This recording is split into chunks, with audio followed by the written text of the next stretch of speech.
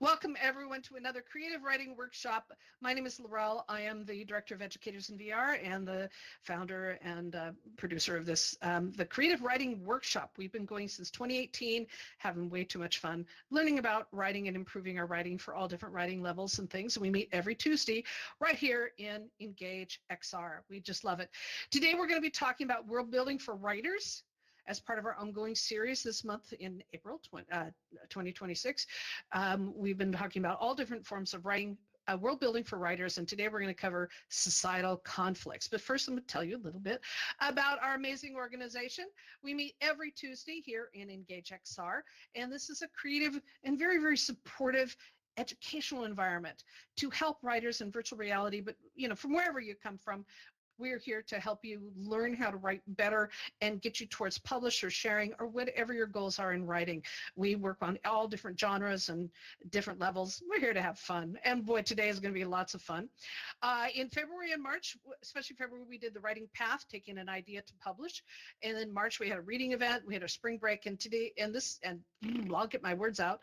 April, this month, we're working on world building for writers. In May, oh, we're going to have so much fun. We're going to be doing characters in motion. Really, how do you build believable people? And we're actually going to be highlighting some of, as I've been working on this, some of the material from the movie Project Hail Mary, which turned a rock. How do you make a rock into a believable character? So we're going to use that as some example as well as some other ones. How do you can create a character that has no face, has no eyes? Fascinating. Anyway, we have great things planned for the rest of the year. Come join us. It's all free here in Engage XR. So this is what we've been working on this month. So we started out world building for writers looking at sensory foundations. How do we tap into those senses and really describe the essence of what's happening in a scene and make sure that those descriptions support the plot and support the characters. They help us learn more about the characters as the character experiences those. Even for when you have the omnipotent narrator, or you have first person or second person, however you're writing, it always has a point of view. And so we were talking about, and we're going to talk about that today. What's the point of view and perspective of what your character is experiencing within the world around them? So we talked about sensory layers. We talked last week, oh boy, did we have fun. We talked about the cultural layers, the influences of culture on our story and character. And today, look out, we're going to be doing societal conflicts. This is going to be so much fun. And then on the last week of the month, we're going to be looking at narrative integration, really diving in deep to how do we put all this information together to tell our story. Okay, so here we go. World building for writers, societal conflicts. Now, when we introduce societal conflict, which is in almost every story, I don't care what story that you are writing or reading or experiencing, there's going to be some societal conflict. And it's really important that we understand that. There's going to be a conflict with the environment, with the inhabitants, power structure, some form of tension that drives that narrative forward. And it's really important for us as writers to pay attention to what that is, because it adds to the drama. And my husband and I just finished for his book club, but I came along for the ride. The Grapes of Wrath. That is such an amazing story about there's so many areas of society conflict with farmers literally being driven off of their farms, not just by government, but by government decisions and they were forced to plant certain things which they knew were wrong, and it dried up. It created the great, between the drought and everything else, it destroyed their lands. And there's so many things that they were in conflict through, and trying to, in the telling of that story, coming up against the man, against just even making a road trip. The grandfather didn't want to go, wanted to stay home, wanted to stay on the farm, and there was right there, it had conflict built right in, going, you have to leave, we have to leave, you have to come with us. And all that struggle goes in as the family was the power controller, and grandpa was just, he had his own power agenda. So you have it everywhere in every story. And so we're going to be talking about that because it helps to advance the story forward by including these things. And often they're the core motivation underlying your plot. So we're going to have fun with this. So some of the conflicts within a society are society dynamics, conflict origins, and visual storytelling, which is a part of that process. How do you visually display those things, and what can we see that represent the symbolism and things like that? So what's some examples of society dynamics?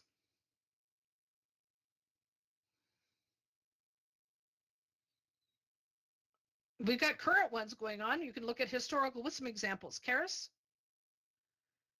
Can you think of any? Well, and this is kind of a simplistic answer, but in any time travel story, you're dealing with people who are at different stages of something. And so, like when the crew of the Enterprise goes back to 1985 San Francisco, there's a different dynamic in the society there. There's a different, you got the people on the Enterprise who have a specific perspective about something that's needed regarding the plot and the obtaining of whales or trying to locate whales, and you show up in a culture that's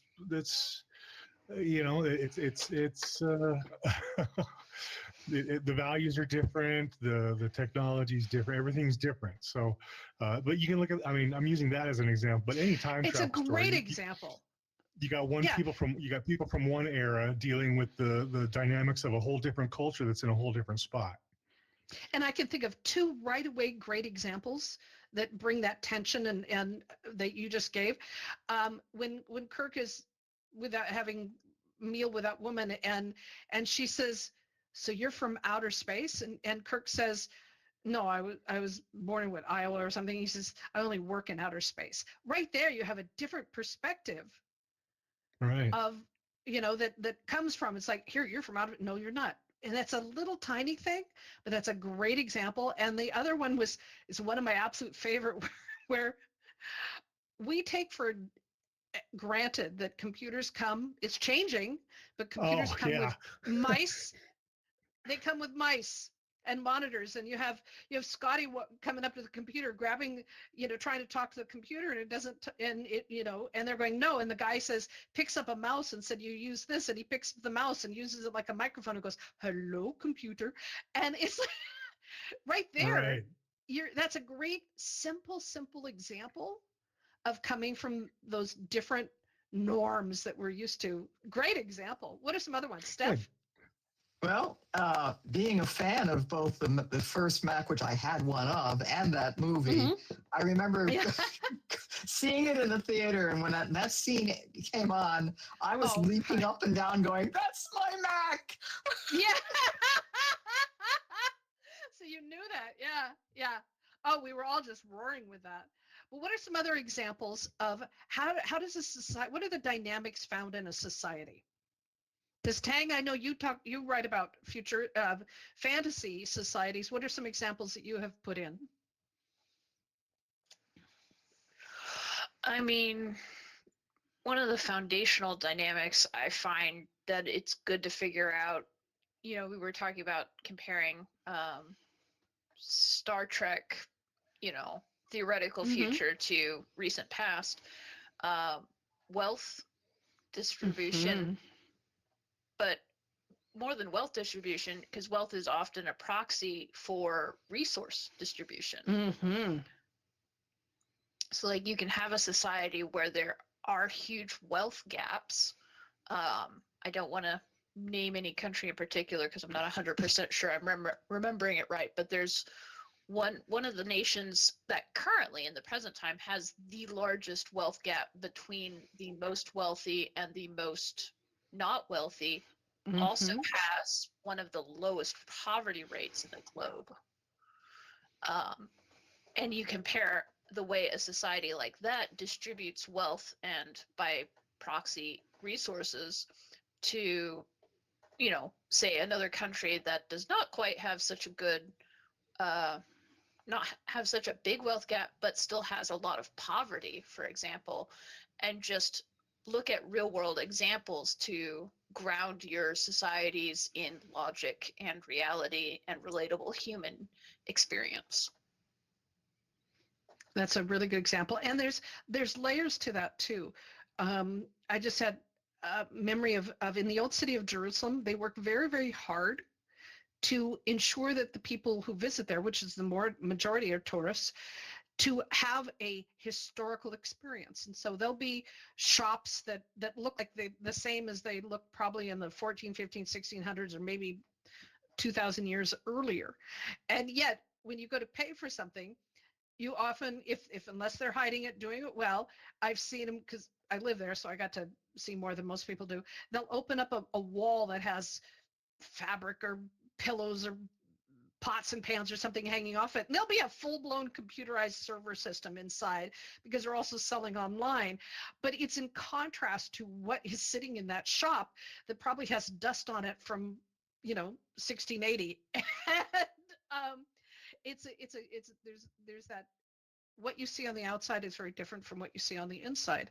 So you'll have, and again, that's the way that world works, is to preserve that moment in time. You'll also have not only have economic differences, but you'll have factions. What's some examples of historical factions? Anyone? Factions and hierarchy. Steph? Well, could a political machine like Boss Tweed or somebody like that in a city? Mm-hmm. It's also ethnic. It tends to have a country of origin kind of other than our own.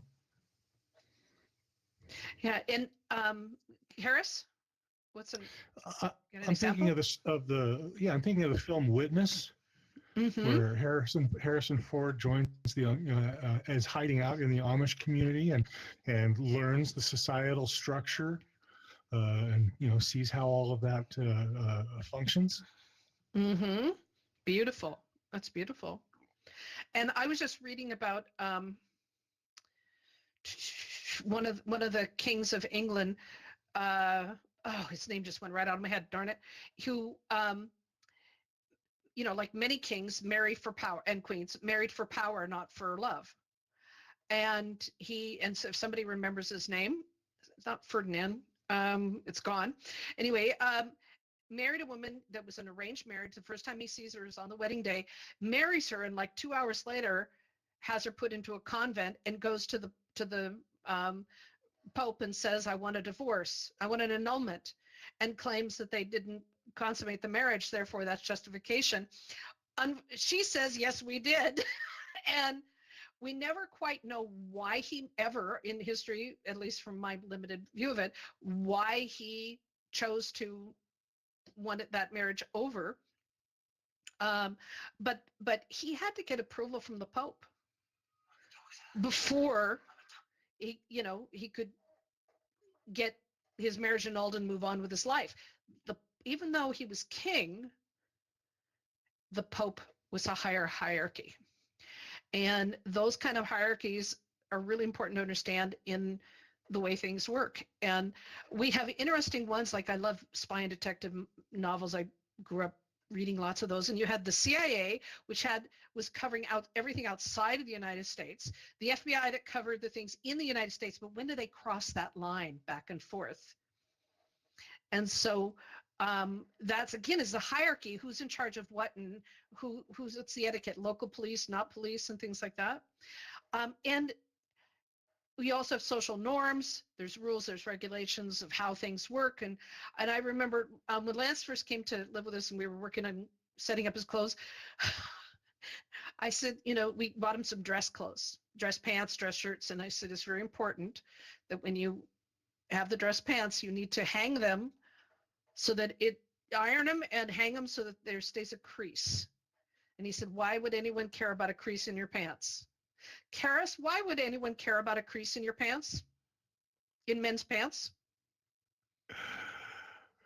Help me answer that, because I struggled. Yeah.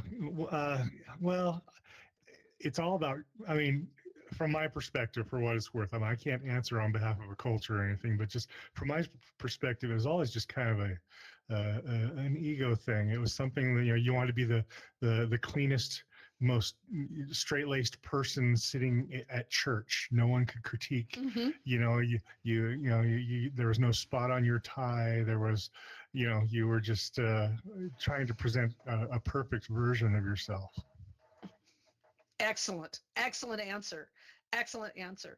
Yeah, my mother would always find something wrong with everything anytime I wore anything that I chose of my own accord. She still does today. And I swear I would fuss over everything that I wear, and sure enough, there'd be a little tiny bleach stain or a little tear or a missing button or something. When I went through with a magnifying glass, and she would say, "You couldn't even bother to fix the button." Yeah, just but it's about ego, but it's also about professionalism. That's what it's classified for. Is that there's an expectation that when you're in a certain environment, like some churches or work environments, that you look a certain way, and that's the expectation, and that's part of the culture. And when somebody doesn't, when the tech world started allowing people to show up in sweatshirts and jeans, wow, was there conflict with the longtime workers who went, "Where's your freaking tie?" And how unprofessional that. It had nothing to do with professional. It had to do with those norms. And when those are pushed and stretched, then you have conflict. All right, conflict origins. A lot of, as Tang Whistle said, there is a lot of issues with resource scarcity that creates all kinds of conflicts, ideological clashes, and tech and magic imbalances. And what's fascinating is people often are at war, so in conflict so long they forget why. Right? They forget why, and they just keep fighting just because that's what they've always done. And I think of the wars in Serbia and former Yugoslavia and Montenegro and all that. These are people that were different cultures. They all lived together. They were all neighbors with each other. And then somebody decided that they needed to hate each other. I mean, I'm really simplifying it, and created a devastating war. I used to love visiting Dubrovnik. It's one of my favorite places. Absolutely love that place. And I've been many, many times. And coming back after the war to see it covered with, wounds from being shot at, the walls being shot at and stuff, was just heartbreaking. And now they all divided up. But do we really, do they remember why? Why was there suddenly the hatred? And that can be part of your story. Now, let's talk about, because that's pretty self-explanatory, but visual storytelling. What are some visual things? Actually, let's move on to, this is going to help with that. Faction visualization. So when you're writing, you have to describe the scenes, describe the issues and things that visually represent the different factions and conflicts. So what are some examples of the visuals, environmental things, and the tension triggers? What are some examples?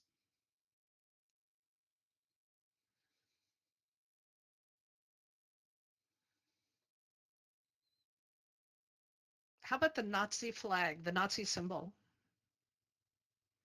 That's a big one. What else? Confederate flag. Confederate flag. Good one. How about what is it? Tang Whistle? Yeah.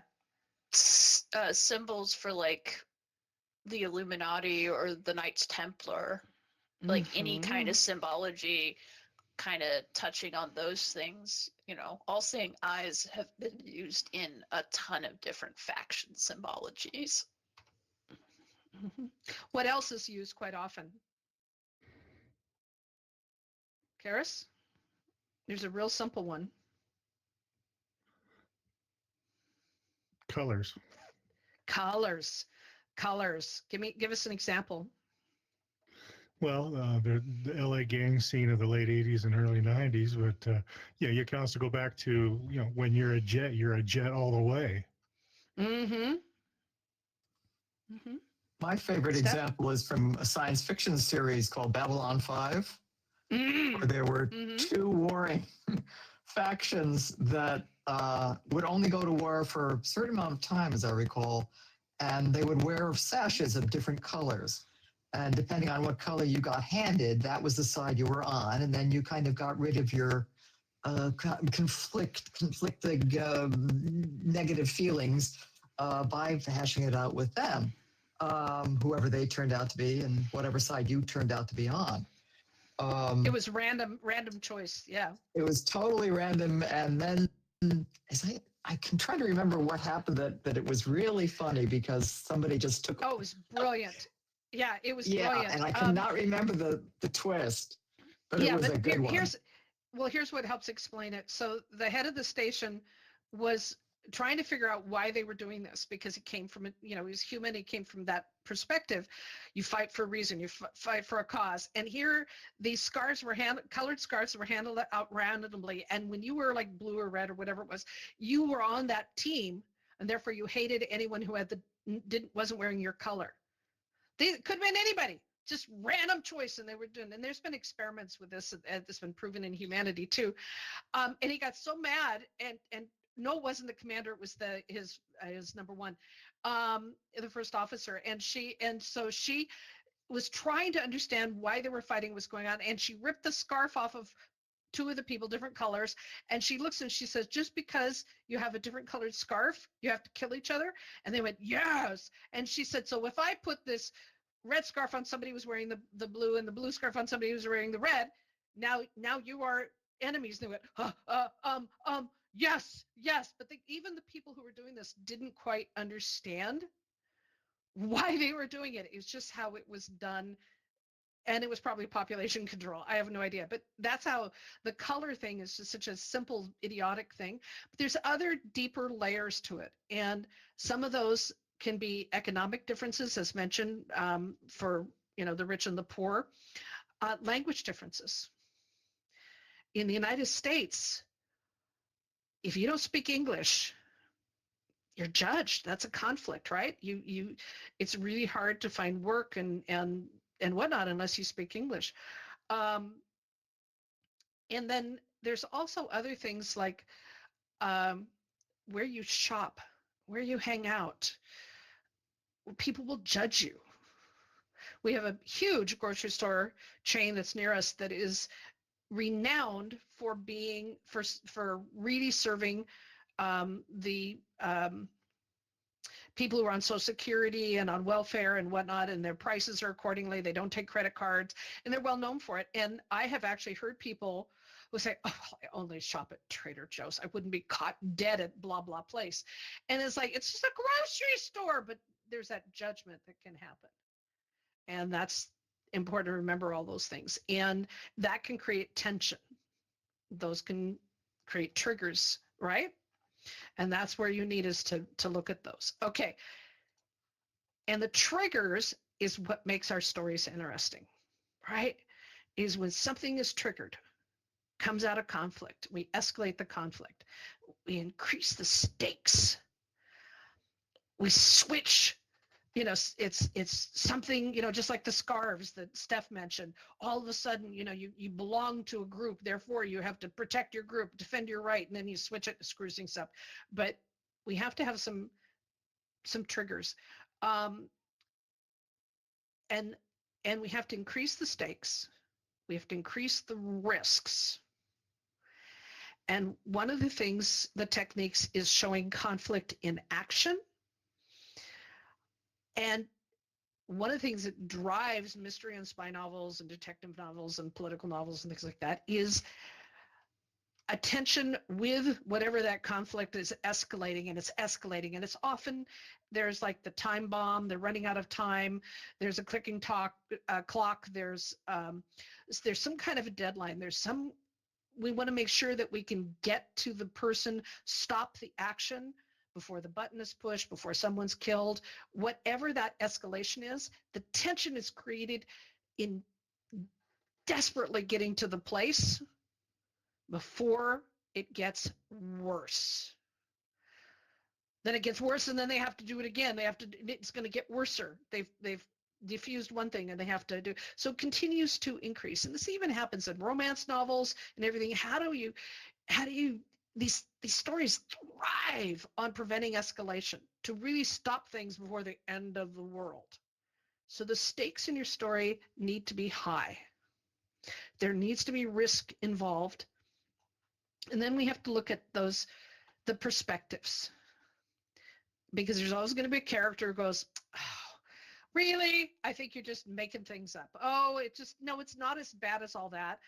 And then you have the characters go, yes, it is. Yes, it is. We have to do. And then you have you'll have another character who comes up with 1,000 ideas and they're all crap, but they keep spinning out solutions until something is inspired. So you have different characters at the point where you're really increasing this, that you got to solve all these things. And then, then you got to flip it on its side, on its head. Change things around. That's all part of the drama and the fun of this. All right, I want to get right into visiting the amazing worlds that Lance has set up so we can actually visualize this and talk about it. So Lance, take us on our trip, please.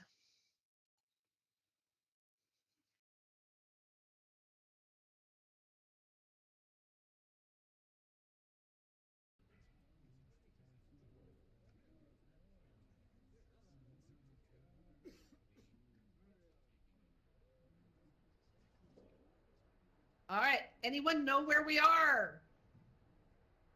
Are we in Philadelphia? Mm-hmm. In like 1774? 6. Yeah, 4 or 6, yep. Yeah. So you can pull up a chair.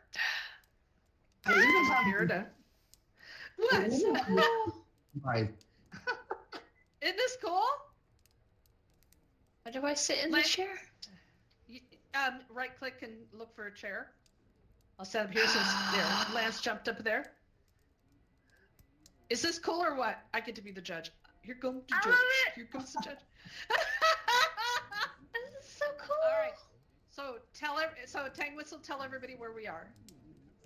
We are, well, I don't know the name of the building, but I recognize the building from photographs in my history textbook. We are in the room in Philadelphia in 1776 where they signed the Declaration of Independence. Yeah. So this is called Independence Hall Assembly. Yep. And Independence is just referred to as Independence Hall. So you can sit down if you want. Just right click and look for the chair. And it's, or teleport right into it, Karis. It's up to you. You can just stand there. And so we've got all these wonderful relics of the ink and the stamps and the candles and stuff. And I hear the clicking of the fire in behind us. So there's a lot of sensory things that are in here. Now, I want to talk about some of the issues if this was a setting. This is a really good example of societal conflicts about who gets to speak, who gets a voice, how power is shared, and what freedom in practice means. So what does that mean to y'all?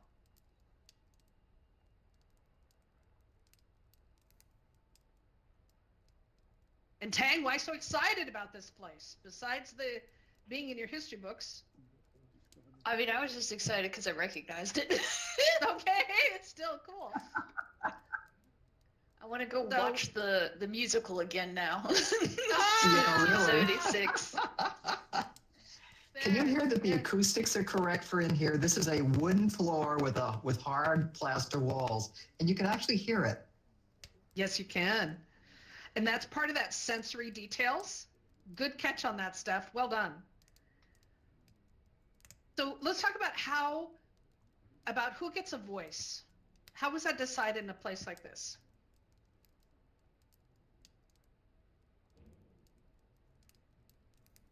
Harris?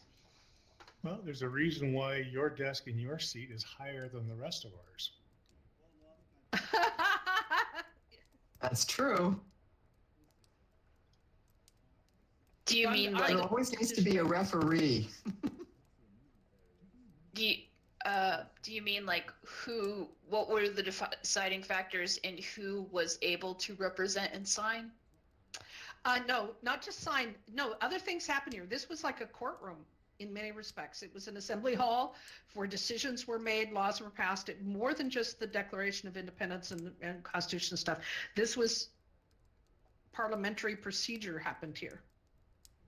So how did people? Cause otherwise, you have a whole bunch of people talking, right? Just I'm talking, you're talking, everybody's talking at the same time. How is that? How is that process of deciding who gets to speak? The chair would recognize. Okay. And was there a process?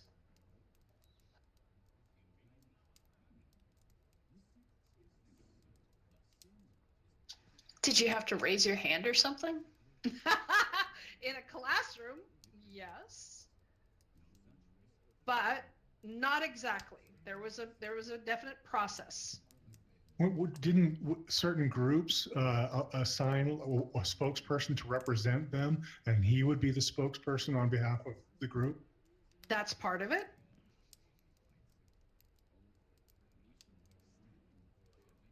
So what eventually became Robert's Rules of Order came out of Black's laws and the laws out of the UK and the parliamentary procedures. And the rules were that you could only ask one question at a time, one person speak at a time. They had to be recognized by the chair. Now, there's different ways. The hand raising is a part of it, but usually what would happen is they would submit on their questions on a piece of paper. And then motion, and then saying this is something that they want to talk about and have a debate about.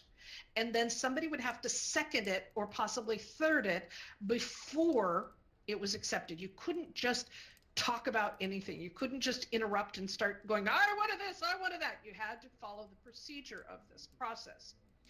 Once the motion was accepted, it would be restated so that everybody knew what the question was, and then there would be a discussion. So, and then depending on the debate that followed with that and people taking pros and cons and whatnot, then a vote would be taken, and then people would be able to talk about it, and then a decision would be made. Also required a quorum. What's a quorum? There have to be a sufficient number of representatives present, if I remember correctly. Right, and that number is based on whatever the rules are set up in advance. And so you need to have it can be as much as 51%, or it can be 75% or 80% or whatever those numbers are. And so that's the process, and those are the rules. And so when those rules are broken, then you have conflict. And there's been many things, beautiful courtroom dramas, and some of them are legendary movies that some of us have seen, where a courtroom scenario or a meeting like this is interrupted. Bang, you have conflict. There you have something that's going on because somebody's not following the rules. So representation is, as mentioned, is really important. The exclusion of that process is really important. And then we do. So what else happened here? Tea party? The what? The tea party? No, Is this that where it didn't really Boston. started? That didn't No? happen Oh, here. okay. It was associated Excuse with me, sir. You're Philadelphia. getting a little bit. Yeah, Checo, yeah. you're on top of somebody. If you could move to another Yeah. seat, that would be lovely. Thank you. Instead of forcing them to move, if you could move over to another seat, or one I of can our move, team. that's okay. Okay, there you go, Steph. All right, it's easy. You know how this works. Okay. All right. But Tea Party is a really good point. So Tea Party, what was the Tea Party about? That was the Boston Tea Party, not Philadelphia, but Boston Tea Party. What was that about?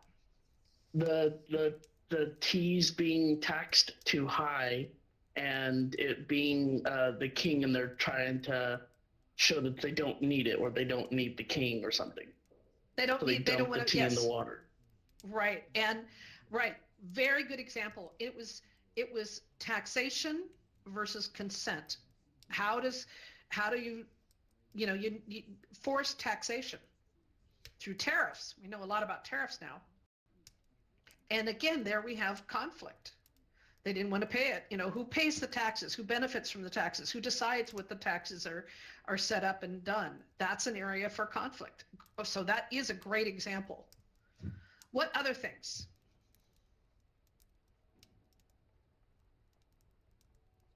We did say Declaration of Independence was signed here, right? Yes, and there was months and months of debate about that. So order versus protest is a part of this. Also, tradition versus reform. The Declaration of Independence was about breaking with tradition, right? And bringing reform. That's conflict. And what was important about the Declaration of Independence? Harris? Well, we were attempting to found ourselves as our own nation, independent of the power of England. We were going to set out what our values and what our ideals and what our goals were going to be as a new nation. Now, what about the Bill of Rights? Because that was the addendum to the Constitution, was part of the Bill of Rights. What was a conflict part of that? One of the examples historically. Rights of the individual versus the rights of the government to rule over them. Right, that's part of it. What else? What else? That all men should be created equal. Sorry. It was all, yeah, but is that true that all are created equal? Nope. Well, they didn't decide in this room that they were yet. True. That's true. Yeah, so right there, one person's definition of equality is different from what the decisions were about that. And a lot of those decisions were founded here, made other places, but came into the slavery issue was hotly debated here. And so that is a huge conflict thing. What else? What else is an example of conflict here? Separating religion from government. That was part of the documentation, that has since been broken. Yep.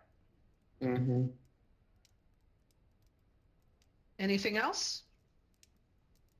I mean, there's a million things, but anything else that you can think of?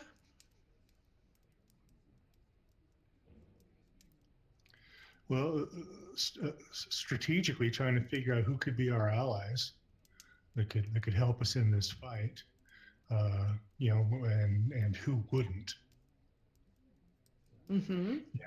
And decision to send people to different places to try to talk to different governments and see what kind of arrangements we could make. A lot of strategy. Now, there were some other things that happened in here. I want to get back to some really simple things. How did people dress here? We were talking about creases in pants, how as being representative of modern day, not so modern, but historically defining professionalism and wealth and whatnot. But how did people dress here?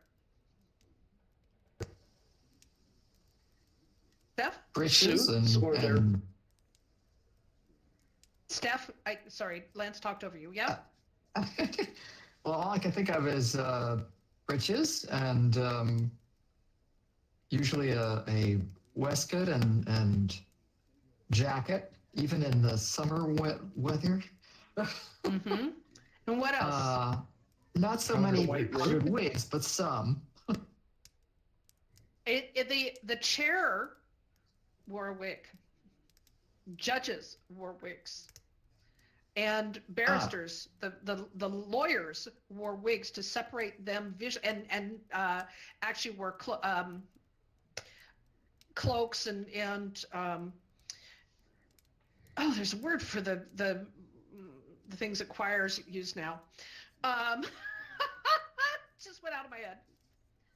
And so how they dress differentiated based on what their job was, what their responsibilities were, what their authority was. So simple things like clothing, and if you didn't wear it, then did you have as much say? Could you actually participate actively if you weren't dressed appropriately? That's another way. So the little things matter. Like we just talked about in Star Trek, a simple thing of talking into the computer mouse is such a normalization two different normals for time travel, little tiny details can make a huge difference in the telling of the stories. In Project Hail Mary, we all know what thumbs up means, right?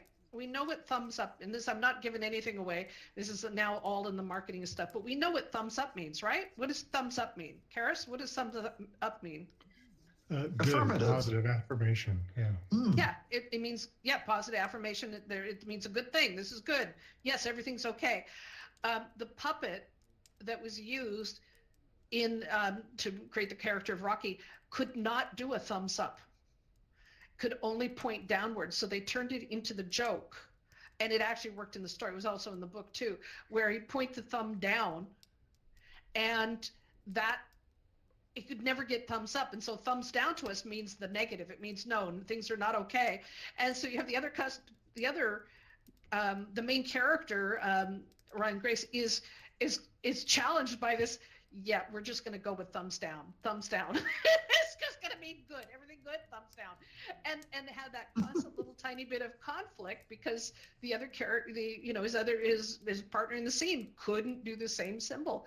That became funny, but it's a little conflict point. Tiny, tiny detail that makes that fun in there. All right. Anybody have any other comments about this before Lance takes us to our next scene? I think we're only going to get two of the places today. Oh, go ahead. Go ahead, Karis. I've got something. I believe, if I've got this correct, that one of those details is actually on your chair, because if I recall correctly, Benjamin Franklin looked at that icon there at the top of the chair and commented as far as whether it was whether it was the sun going up or the sun going down. Oh. And at the end, as they came close to signing the Declaration of Independence, and they were on a more positive note, he relayed this and said that he now realizes that it's a sun rising on a new, a new dawn. Yeah. Oh, beautiful. And if you look you can come up and see there's actually two fans, so to speak, two sunrises on there. Come look. And it's supposed to be an exact duplicate of the chair. So you should be able to teleport up here and take a look. Yeah.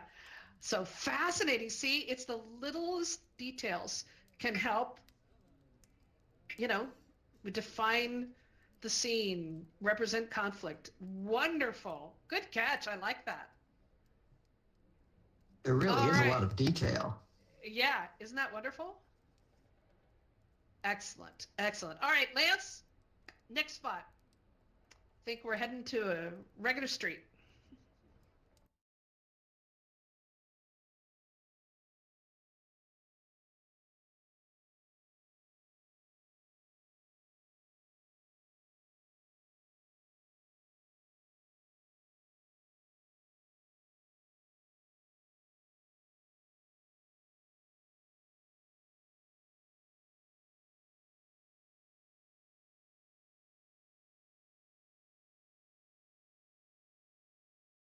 The tree is a little square. Other than that. Okay. What? Talk to us about this.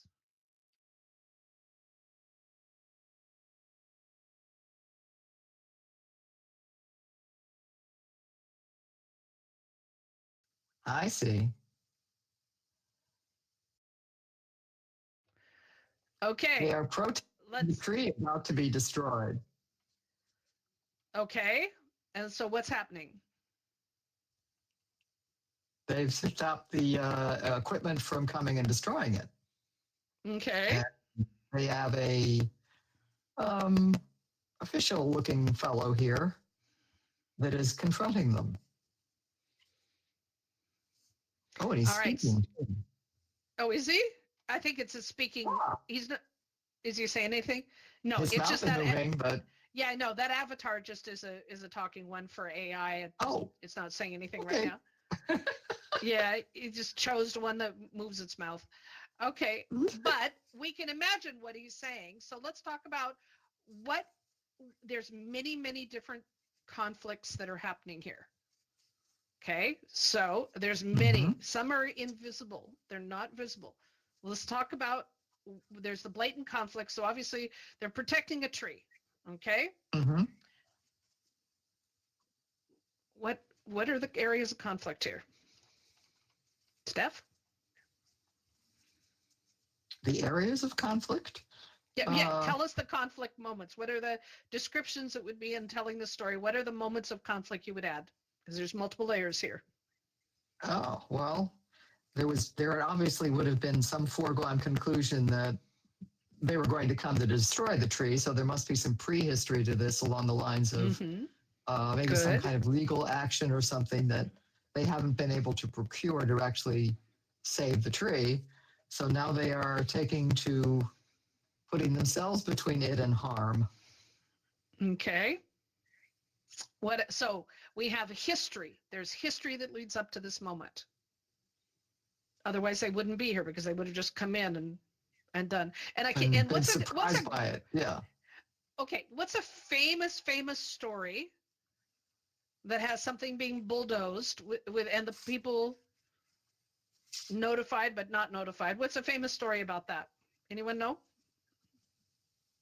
Aside from the the White House. No, I'm talking about a fiction story.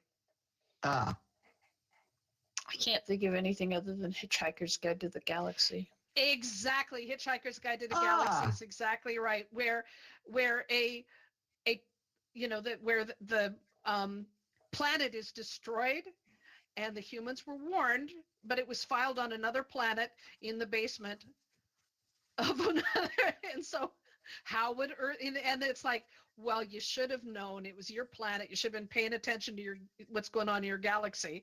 And the planet was bulldozed, literally to make way for a super bypass highway, whatever it was called. And so obviously the people on Earth were not notified before their planet was destroyed. In this case, clearly they were. Okay, so there's history there. What else? What are the other conflict moments that are happening here? Well, I'm looking at how much that branch overhangs into the neighbors, over the neighbors' driveway and their vehicle and their porch. Mm-hmm. So they probably have an opinion about this. Yes, that's part of what you can't see is the fact that the branches are hanging over the neighbors. Okay, not too much, but a little bit. But yes, that could be one of them. What else? That's beautiful. What else? I'd touch on that the tree's getting too big for the power lines, and for safety concerns, they want to chop it down because of fire. While probably the people would be like, it'd be easier to just chop off like some of the branch instead of the whole entire tree or something like that. That's a good catch too. Mm-hmm. So the power line, which is also, happening this all seems over to where I be, live. Mm-hmm. and this seems to be an empty lot other than this tree. So it might be the owner of the lot that wants the tree destroyed. Okay, instead of owned by the house that's behind at the end of the street. Yeah, because of the way the fencing is. Okay, so it could be an absentee owner who's, they're trying to protect it for that. Now we mentioned the neighbors. Oh, go ahead, Karis. They're all empty. There's no furniture. People haven't moved in yet. Okay. Lance also probably didn't finish decorating everything, so that could be part of it. Hey, Nora, and what else? This is the creative writing, and we are working on conflict, identifying conflict first in world, building the tension and conflict in our stories, and this is a scene.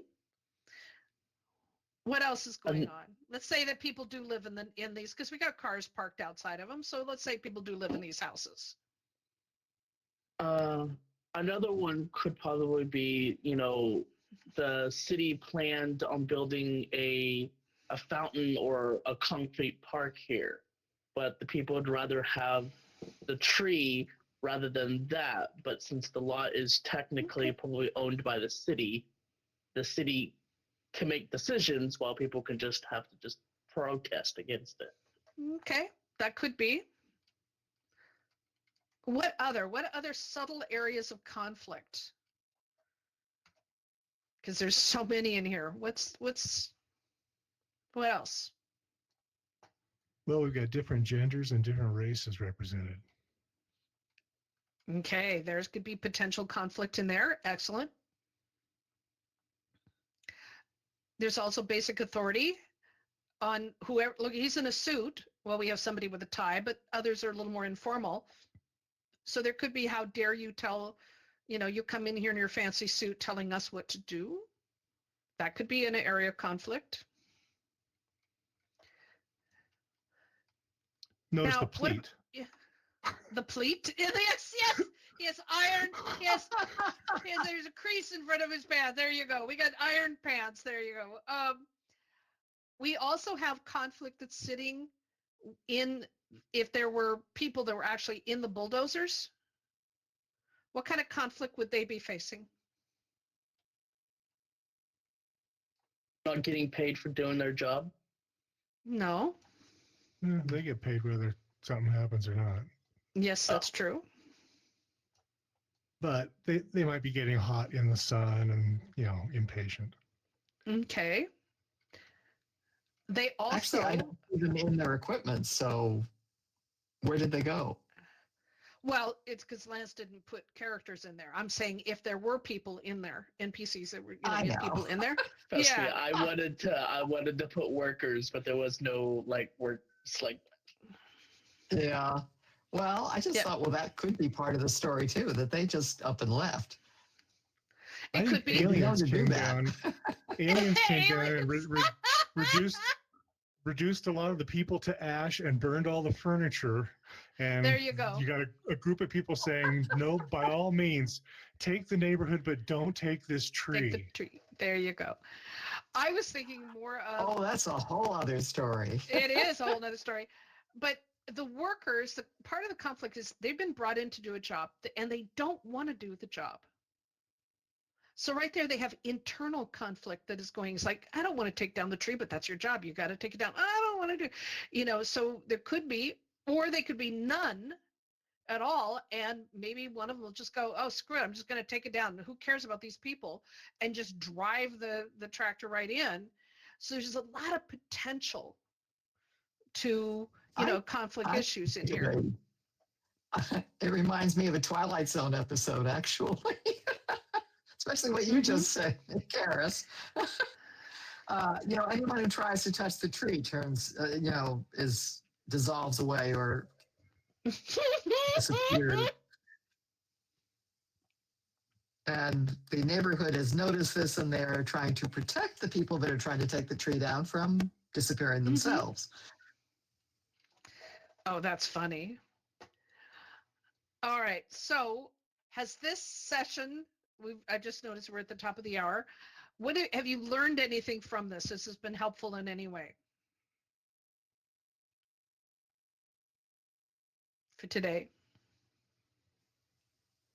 Maybe the value of actually trying to visualize something and being in the environment, maybe just researching it to the point where you feel like you've been there, can give you a whole lot more ideas than just what's obvious.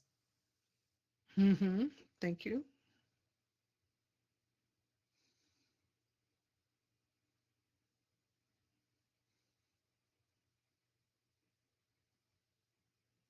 Any other lessons learned? Thoughts?